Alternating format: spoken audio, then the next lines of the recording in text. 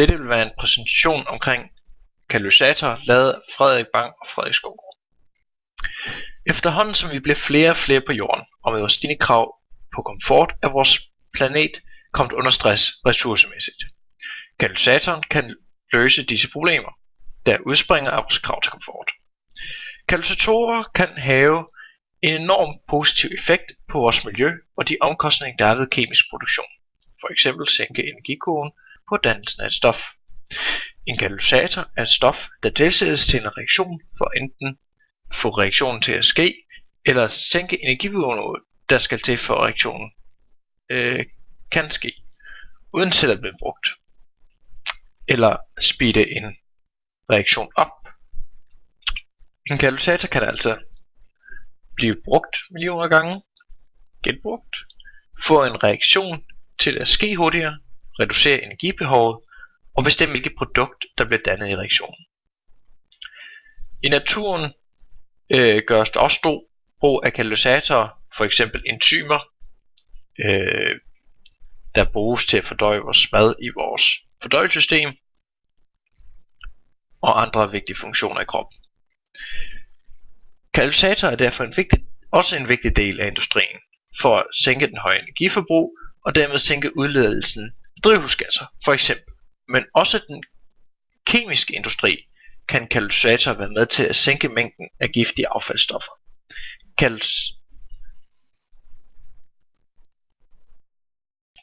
En katalysator i brug er for eksempel jernnitrat, der tilsættes til en hydrogenperoxid for at få reaktionen til at ske hurtigere. Her har vi hydrogenperoxiden. Væsken i sig selv danner ilt og vand, men reaktionen går simpelthen for langsomt til at vi kan se det. Vi kan derfor tilsætte jernnitrat, som vil virke som katalysator til at få reaktionen til at gå hurtigere.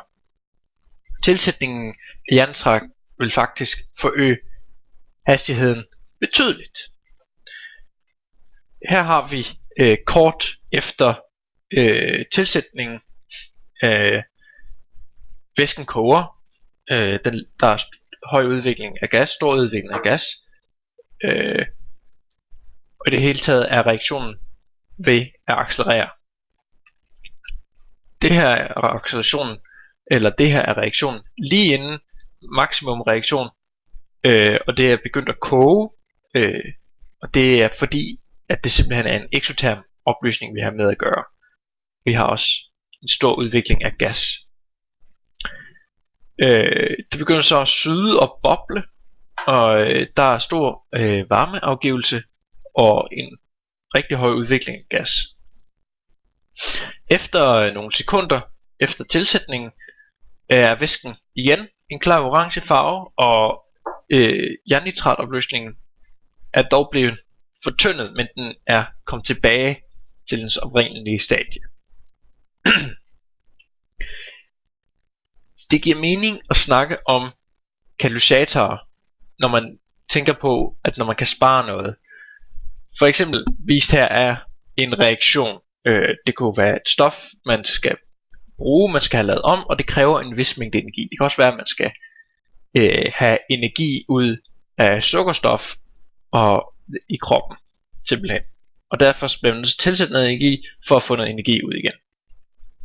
Og energien, det er så simpelthen herfra til hertil, som hvor at det her, det ligesom er modparten.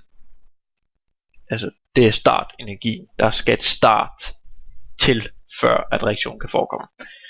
Men med en katalysator kan man så halvere eller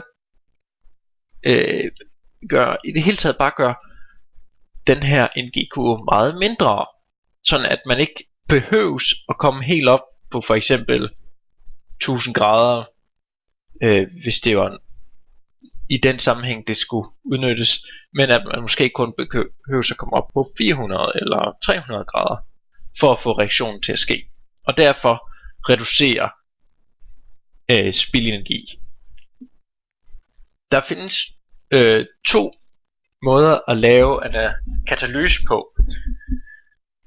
Den første er homogen katalyse, og den anden er heterogen katalyse. Den homogene katalyse er, hvor at reaktanten og katalysen er i samme fase. Enten gas eller flydende plus flydende, eller solid plus solid. Og i vores forsøg for eksempel, så var begge i en flydende fase. Det var altså et homogen katalyse, vi havde med at gøre. Et heterogen katalyse er så, hvor man har tilsætter to stoffer i forskellige fase.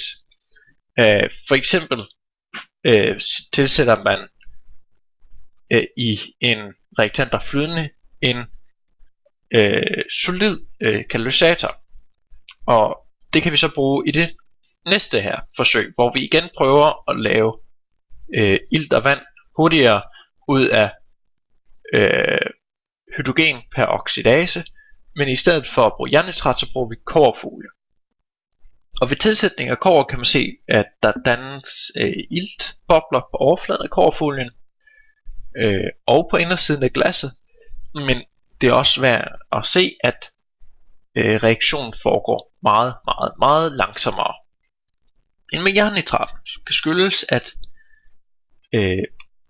kobberfolien har en mindre overflade end jernnitraten har.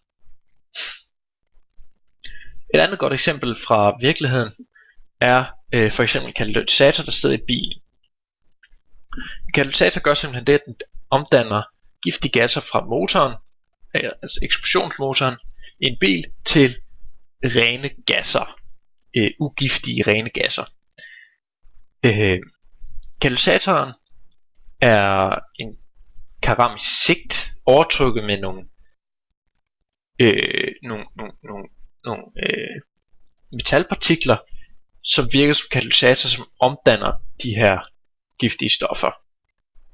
For eksempel så noxer, altså forskellige typer af nitrooxider fra motorens udstødning, kan så blive omdannet til ren nitrogen og vand for eksempel. Og hvis der er carbonkæder, der er giftige og blevet lavet i motoren, så vil de også blive lavet om til vand og CO2, eller hvis der er carbonmonoxid, så vil det blive lavet om til vand og CO2.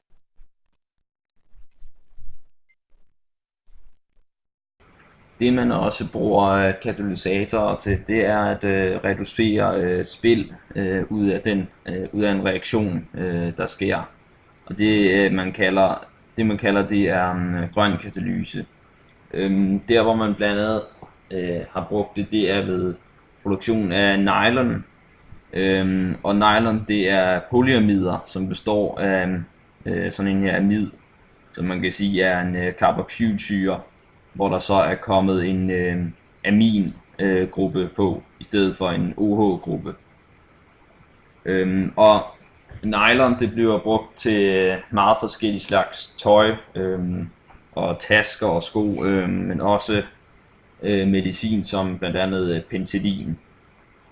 Det nylon man bruger mest, det er typen nylon 6, og dens byggesten den består af caprolactam, som man kan se her. Det er det her molekyle. Men problematikken er, for hver gang der bliver produceret 1 kilo caprolactam, bliver der også produceret 4 kilo ammoniumsulfat. Så det er en stor mængde restprodukt, der kommer ud af det. Og det er her så, at katalysatoren kommer ind i billedet.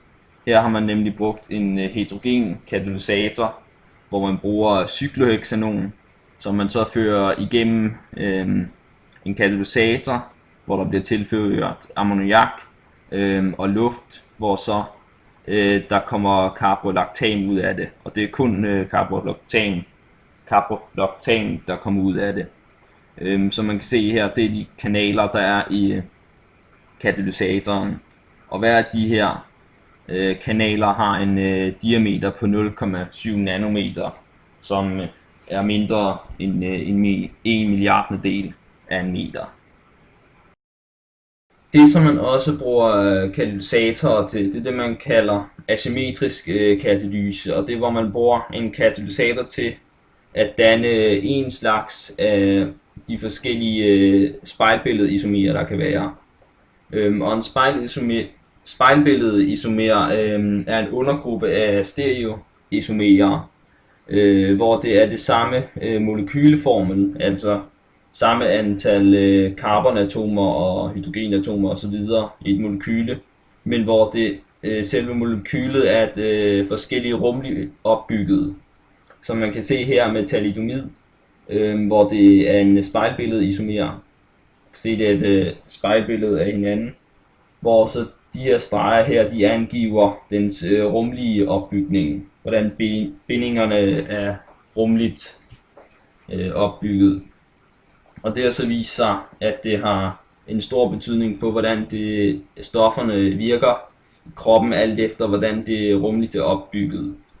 Som thalidomid, som blev brugt mod graviditetskvalme, men det viste sig så, at den ene af de to isomerer, den havde den ulempe, at den sænkede blodtilførslen fra